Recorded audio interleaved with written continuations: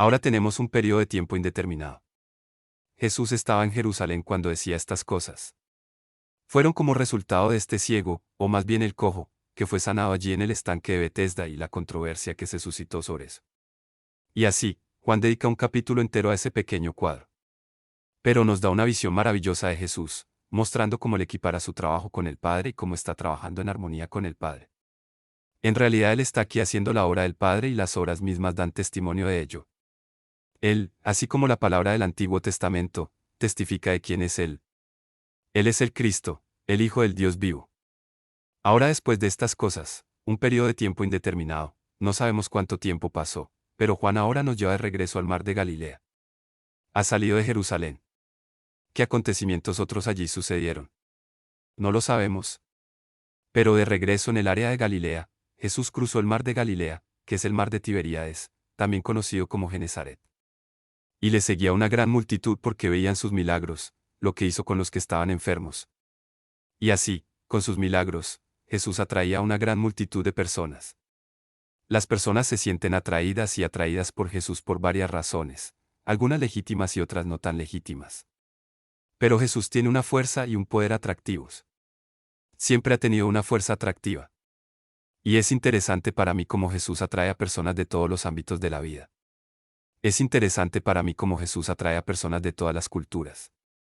Es interesante para mí cómo Jesús atrae a personas de todas las edades y cómo los niños pequeños se sienten atraídos por Jesús. De hecho, eso para mí es una de las cosas más hermosas del mundo, la atracción que hasta un niño tiene por Jesús. Probablemente una atracción más fuerte y mayor que nosotros, que nos hemos vuelto tan complejos y confusos en nuestros procesos de pensamiento. O la belleza de Jesús que atrae a los hombres, pero los hombres se sienten atraídos por diferentes motivos. Estas personas se sintieron atraídas por lo espectacular, los milagros que Jesús estaba haciendo en las personas que estaban enfermas. Y Jesús subió al monte y se sentó allí con sus discípulos, y la Pascua, la fiesta, se acercaba. Y cuando Jesús alzó los ojos, vio una gran multitud que venía hacia él, y dijo a Felipe, ¿de dónde vamos a comprar suficiente pan para que coma esta gente? Y esto lo dijo para probar a Felipe, porque sabía lo que iba a hacer. Y Felipe le respondió, 200 denarios de pan no les bastan, para que cada uno tome un poquito. Entonces, ¿dónde vamos a comprar el pan? Oh, chico, no lo sé. Vale 200 centavos. Ahora, un centavo era el salario de un día. Para un hombre trabajador. Si tuviéramos pan por valor de 200 centavos, no creo que fuera suficiente. A todos les dan un poquito. Y uno de los discípulos, Andrés, hermano de Simón Pedro, le dijo, aquí hay un muchacho que tiene 5 panes de cebada y 2 pececillos, pero ¿qué son entre tantos? Quiero decir, lamento haberlo dicho porque, ya sabes, ¿qué pasa con esta gran multitud? Entonces Jesús dijo, haz que los hombres se sienten. Ahora había mucha hierba en ese lugar. Tiempo de Pascua, primavera en Galilea. Hermoso. Absolutamente glorioso. Él. Galilea en primavera tiene que ser uno de los lugares más bellos que jamás hayas visto. Campos de hierba llenos de margaritas amarillas, anémonas rojas, blancas y moradas, altramuces, broudías, simplemente fabulosos. La belleza de las flores silvestres y todo, en la época de Pesá. Allí en primavera en Galilea. Mucha hierba en esa zona. Entonces Jesús dijo, que se sienten los hombres. Entonces se sentaron los hombres, en número como de 5,000. Y Jesús tomó los panes y, habiendo dado gracias, los repartió entre los discípulos y los discípulos entre los que estaban sentados. Y de la misma manera el pescado, y comieron cuanto quisieron. Y cuando se saciaron, la palabra en griego está saciada, cuando se saciaron, dijo a sus discípulos, recoged ahora los pedazos que quedaron, para que nada quede ni se pierda. Y entonces los juntaron y llenaron 12 cestas con los pedazos de los 5 panes de cebada que sobraron, lo que sobraba de lo que habían comido. Y entonces aquellos hombres, cuando vieron el milagro que hizo Jesús, dijeron, en verdad este es el profeta que había de venir al mundo. Esa es una referencia a la profecía de Moisés que declaró, y vendrá otro profeta, semejante a mí, y a él prestaréis atención. Entonces buscaban a ese otro profeta, semejante a Moisés. Y cuando vieron este milagro, dijeron, este es el uno del que sin duda hablaba Moisés, ese otro profeta que debía venir. Y reconocieron que Jesús era el Mesías prometido. Ahora, quisieron luego hacer la aclamación pública. Querían tomarlo y obligarlo a ser rey, para establecer ahora el reino. Pero esto no fue según al plan de Dios. Jesús, en lugar de intervenir con el movimiento popular en este momento, simplemente se alejó de ellos y se fue solo a la montaña. No les permitió aclamarlo prematuramente como su rey. Dios tuvo un día especial para presentar a su rey a la nación. A ese día tan especial lo llamamos hoy Domingo de Ramos, pues fue el domingo que precedió a su crucifixión. Y ese era el día y la hora que Dios había preparado y había profetizado cuando vendría su Redentor prometido. Y aquel día, Jesús se dispuso con cuidado, haciendo ir a los discípulos a la ciudad y tomar el asno, para entrar en Jerusalén en el asno y así cumplir la profecía de Zacarías. Ese día permitió a los discípulos clamar ese salmo mesiánico 118, Hosanna, Hosanna, bendito el que viene en el nombre del Señor. Gloria a Dios en lo más alto. Y les permitió gritar ese salmo. De hecho, cuando los fariseos objetaron, él dijo que si en ese momento callaban, estas mismas piedras clamarían. Ese fue el día que lloró sobre Jerusalén y dijo, si tan solo hubieras conocido el cosas que pertenecen a tu paz en este tu día, pero están ocultas a tus ojos. Así que aquí hubo un intento prematuro de establecerlo como rey por parte del pueblo. Este fue un movimiento del pueblo. Jesús lo rechazó porque estaba trabajando en el horario de Dios y no en el del hombre. Oh Dios, ayúdanos a aprender a trabajar en el horario de Dios en lugar del nuestro. Parece que siempre estamos deseando hacer las cosas prematuramente. Dios nunca parece orar tan rápido como nos gustaría que lo hiciera. Nos gustaría acelerar el programa de Dios. Si pudiera salirme con la mía, el Señor habría venido hace un par de años. Pero algunos de ustedes estarían en serios problemas, así que pueden estar agradecidos de que Él esté dirigiendo todo y no yo. Entonces, cuando Jesús se dio cuenta de que iban a intentar forzar la situación y hacerlo rey, se fue solo a un monte. Y cuando llegó la tarde, sus discípulos descendieron al mar de Galilea.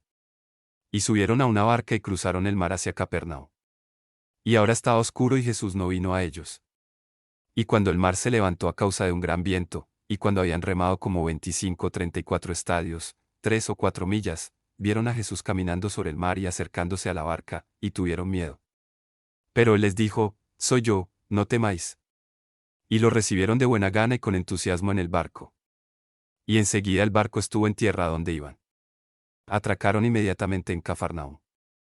Ahora bien, al día siguiente, cuando el pueblo que estaba al otro lado del mar, aquel donde había alimentado a la multitud, vio que no había allí otra barca excepto aquella en la que habían entrado los discípulos, y que Jesús no estaba con sus discípulos cuando ellos iban en la barca, sino que sus discípulos se habían ido solos.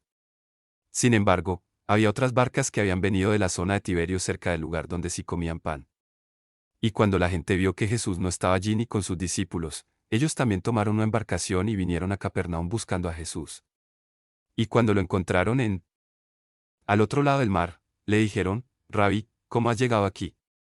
Y Jesús respondió y dijo, de cierto os digo, que ahora no les dijo cómo llegó allí. Él simplemente dijo, de cierto os digo, que me buscáis no porque habéis visto los milagros, sino porque comisteis los panes y os saciasteis. Me buscáis por motivos equivocados. Me estás buscando por motivos equivocados. Solamente me buscáis porque teníais vuestros estómagos llenos de pan y pescado. Y esa no es la razón para buscarme. Jesús realmente no aceptaría a quienes lo buscaban con motivaciones equivocadas. Hay muchas personas hoy que buscan a Jesús con motivaciones equivocadas. Hay muchos ministros que animan a la gente a buscar a Jesús, animándolos con motivaciones equivocadas. Animar a las personas a hacer la obra de Dios con motivaciones equivocadas. Ahora le daremos una bicicleta al que traiga más miembros nuevos a la escuela dominical en los próximos 5 meses. Y entonces estamos motivando a todos estos niños pequeños con motivación carnal, enseñándoles a hacer la obra de Dios a través de recompensas carnales. Que Dios nos ayude hasta donde hemos llegado el camino recto y angosto. Él dijo, no trabajéis por la comida que perece, sino por la comida que a vida eterna permanece. No trabajes por las cosas materiales. No luches por las cosas materiales, sino esfuérzate por las cosas espirituales. Lo espiritual es superior a lo material. Esa fue la afirmación constante que hizo Jesús. Y eso es lo que los hombres hoy en día cuestionan constantemente. Y en nuestras propias mentes muchas veces tenemos el desafío. ¿Es realmente la vida espiritual superior a la vida material? Y Satanás constantemente nos presenta la brillo y la gloria del reino material y diciendo, mira, ¿no te gustaría esto? Y el Señor está constantemente diciendo, oye, no os esforcéis, no trabajéis por la comida que perece, sino por la que es vida eterna, por las cosas espirituales, las que a vida eterna perduran. Porque lo que el Hijo del Hombre os dará, lo que el Hijo del Hombre os dará, a este selló Dios el Padre. Entonces le dijeron, ¿qué haremos para realizar las obras de Dios? Esta es una pregunta que la gente suele hacerse cuando toma conciencia de la dimensión espiritual. Bueno, ¿qué puedo hacer para hacer las obras de Dios? Recordamos al joven rico que vino y se postró ante Jesús y dijo, ¿qué bien haré para heredar el reino de los cielos? Buen maestro, ¿qué debo hacer? Y siempre estoy buscando algún trabajo que pueda hacer para Dios. Jesús respondió en una paradoja. Porque les decía, esta es la obra de Dios, que creáis en el que Él ha enviado. ¿No es interesante? ¿Qué trabajo puedes hacer para agradar a Dios? El único trabajo que lo que podemos hacer es simplemente creer en Jesús. Eso es lo que agrada al Padre. Esta es la obra de Dios, que creáis en el que Él ha enviado. Entonces le dijeron, ¿qué señal nos mostrarás entonces para que podamos verte y creerte? ¿En qué trabajas? Nuestros padres comieron maná en el desierto como está escrito. Les dio a comer pan del cielo. Entonces Jesús les dijo, de cierto os digo, no os dio Moisés el pan del cielo, pero mi Padre os da el verdadero pan del cielo. Moisés, no te di el maná. Mi Padre lo envió, pero mi Padre ahora os está dando el verdadero pan del cielo. Vuestros padres comieron de ese maná y murieron por el pan de Dios que desciende del cielo y da su vida y da vida más bien al mundo. Este es el pan de Dios, el que bajó del cielo y da su vida al mundo. Y Jesús les dijo, yo soy el pan de vida. Y el que a mí viene, nunca tendrá hambre, y el que en mí cree, nunca tendrá sed. Estas personas acababan de comer el día anterior y estaban saciadas. Pero tenían hambre otra vez. Habían comido el pan de este mundo. Y aunque hoy puedes comer y puedes estar tan saciado. Y yo he comido eso pan de pita. Con esas deliciosas salsas y ensaladas y todo. Hasta que me llené tanto. Pensé que no podía comer ni un bocado más. Hoy en día me enojo tanto con los limpiadores que encogen mi abrigo tan terriblemente. Este poliéster, ese es un problema, simplemente se encoge, pero, aunque me alejo de la mesa y me pongo de pie con un gemido y decir, no quiero volver a comer mientras viva. El autobús no está muy lejos hasta que alguien dice, podemos parar a tomar un helado. Sí, parece una gran idea. Hambre otra vez. Simplemente no satisface, ¿verdad? Pero Jesús dijo, yo soy el pan de Dios. He bajado del cielo. Si comes de mí, nunca más volverás a tener hambre. Y si crees en mí, nunca más tendrás sed. Existe esa área de la vida del hombre que parece nunca estar satisfecha, que siempre está clamando por más, más, más. Y. Aunque una persona persigue los placeres, las excitaciones y las emociones del mundo, una cosa acerca de ellos es que simplemente no son duraderos. No pasa mucho tiempo antes de que vuelvas a tener sed. Pero Jesús dijo, yo soy el pan del cielo. Dios me ha enviado. Y si comes de mí, nunca más volverás a tener hambre. Y si crees en mí, nunca más tendrás sed. ¡Qué gloriosas buenas noticias! Pero os dije que me habéis visto, pero no creéis. Todo lo que el Padre me da, vendrá a mí, y al que a mí viene, no lo haré. Sabio expulsado. Qué gloriosa palabra de Jesús para nuestras almas temblorosas y vacilantes. Porque verás, Satanás me dice, mira, no tiene sentido que vayas a Dios. Él no quiere tener nada que ver contigo. Eres un hombre fracasado. Tu vida es un desastre. Dios no quiere tener nada que ver contigo. No tiene sentido que te vayas porque no hay manera de que Él te abra la puerta. Y Él plantaría incredulidad en mi corazón y si yo creo que Dios no me recibirá, entonces Dios no me recibirá porque yo no vendré. Pero Jesús dijo, quien quiera que sea. Viene a mí, no lo echo fuera. Todo lo que el Padre me ha dado es mío. Ellos vendrán a mí. Y el que viene a mí, entonces sabré por qué. Qué palabras alentadoras y gloriosas para tu espíritu atribulado esta noche. Tú a quien Satanás ha estado molestando durante tanto tiempo, tratando de decirte que no eres digno, que Dios no te quiero, Dios no está interesado, déjame decirte algo, si tan solo vienes a Jesús, no hay manera, de ninguna manera Él te echará fuera, porque bajé del cielo, para no hacer mi propia voluntad, sino la voluntad del que me envió. Las obras que hago, no las hago por mí mismo, sino el Padre que mora en mí, Él las hace. No he bajado para hacer mi voluntad, dijo Jesús, sino la voluntad del que me envió. Y esta es la voluntad del Padre. Oh, eso es lo que quería saber. ¿Cuál es la voluntad de Dios? Que todo lo que Él me ha dado no lo pierda nada, sino que lo resucite en aquel último día. Y esta es la voluntad del que me envió, que todo el que ve al Hijo y cree en él tenga vida eterna, y yo lo resucitaré en el día postrero. Aquellos a quienes el Padre les ha revelado la verdad de Jesucristo y creen en él, es voluntad de Dios que los salve y los resucite en ese último día. Alabado sea Dios por su gloriosa voluntad para nuestras vidas. Y entonces los judíos murmuraban contra él porque decía, yo soy el pan que descendió del cielo. Y dijeron, ¿no es este Jesús, no es este Josué o Josué, el hijo de José, o Joses, cuyo padre y madre conocemos? ¿Cómo es que dice, bajé del cielo?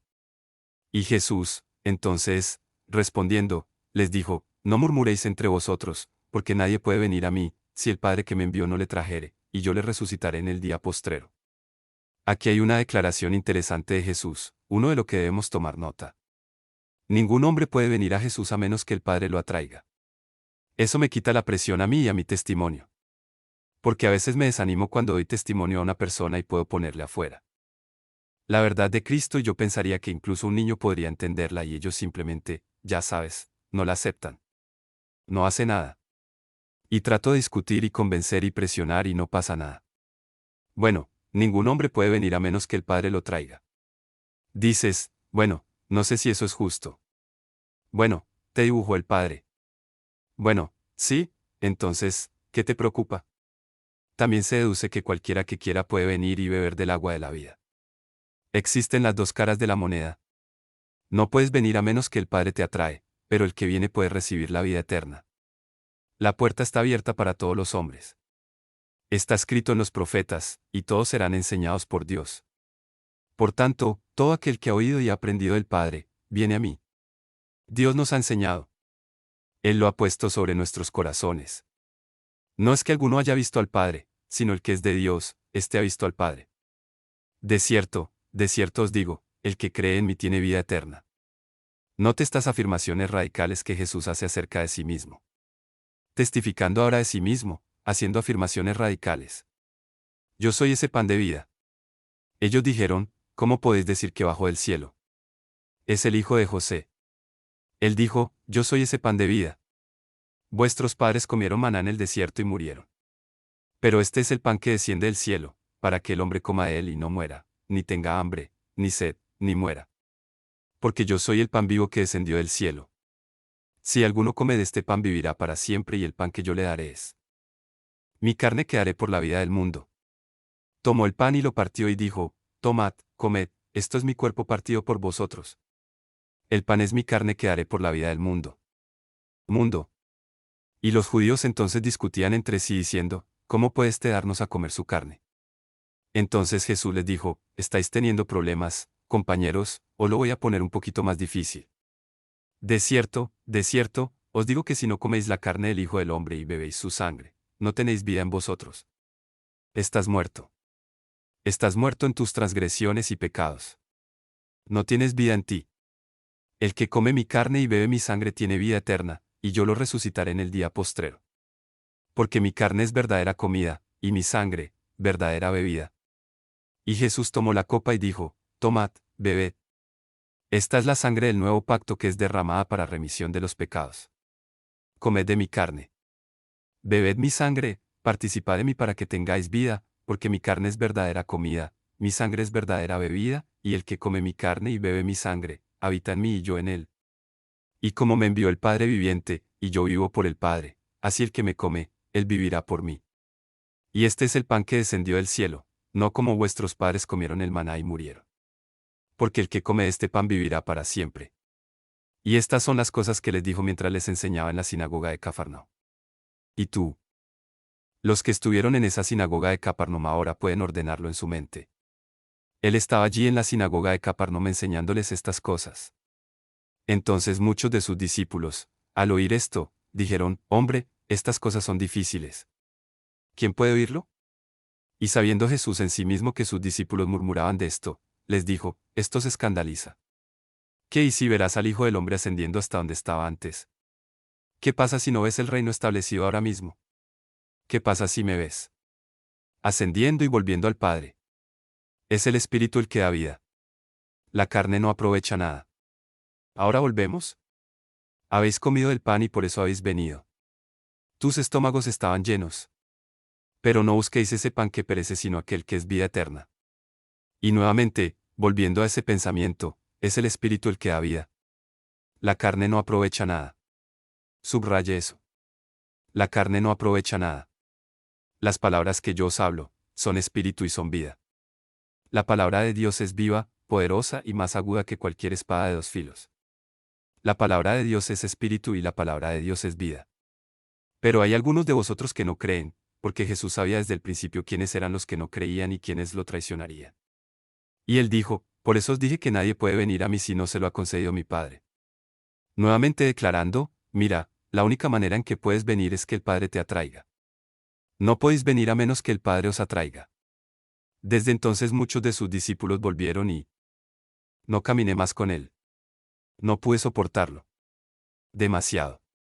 Cuando comienza a hablar de la negación de la carne, cuando comienza a hablar de la negación de la carne, cuando comienza a hablar de la vida del espíritu y de la participación de las cosas espirituales, es demasiado para algunas personas, no pueden soportarlo.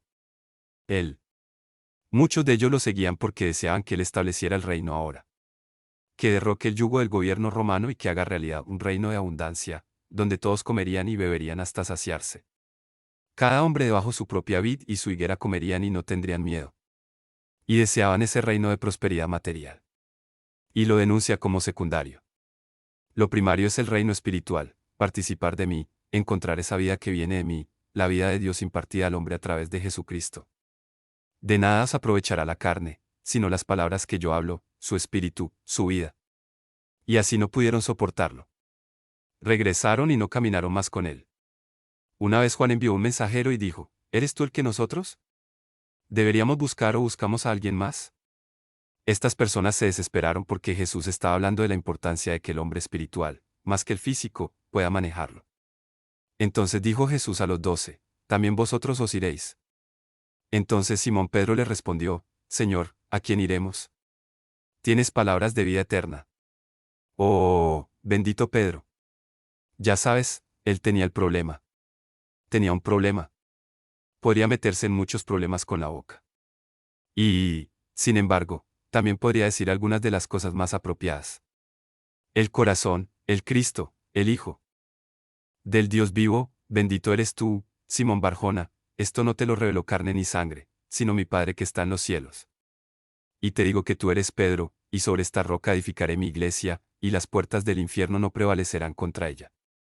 Pero verán al Hijo del Hombre traicionado y entregado en manos de pecadores, y ellos lo crucificarán y lo matarán. Pero al tercer día resucitará. Oh Señor, ceso más lejos que tú. Y Jesús dice, oh, quítate detrás yo, Satán. Eres una ofensa para mí. No entiendes las cosas que son de Dios, las cosas que son de los hombres. Oh Peter, podía ir tan rápido de arriba abajo. Pero aquí, uno de esos grandes momentos de Pedro, cuando Jesús se dirige al 12 y le dice, bueno, tú también te vas a ir. Señor, ¿a dónde podemos ir? Tienes las palabras de vida. Jesús dijo, mi palabra es espíritu, mi palabra es vida. Pedro está testificando, sí, Señor, eso es verdad. Tienes la palabra de vida. Creemos y estamos seguros que usted es el Mesías, el Hijo del Dios vivo. Jesús les respondió, no os he elegido yo 12 y sin embargo uno de vosotros es demonio. Y él estaba hablando de Judas Iscariote, el hijo de Simón, porque él era el que debía traicionarlo, y él era uno de los 12. Interesante que Jesús dice de Judas, él era el diablo. ¿Pablo? No. Pedro se refiere a él como el hijo de perdición. Leeremos en unas pocas semanas donde Satanás entró en él y salió e hizo su acto cobarde. Y entraremos en Judas Iscariote a medida que avancemos. En el Evangelio de Juan. Pero desde el principio Jesús sabía quién sería el que lo traicionaría. Jesús dijo, ¿no he elegido yo a 12 de vosotros? Uno de ustedes es el diablo. Así que la próxima semana pasaremos a los capítulos 7 y 8 y algunos muy interesantes, o, no más a Juan. A mí me encanta el Evangelio según Juan. Y estas ideas que él nos da sobre Jesús, las ideas que muestran y prueban que Jesús es el Cristo, el Hijo del Dios viviente, para que creáis y tengáis vida eterna. Padre, te damos gracias por tu palabra. Es espíritu, es verdad, es vida para los que creen. Ahora que la entrada de tu palabra nos traiga vida y luz, y que caminemos en esa luz. En el nombre de Jesús, amén.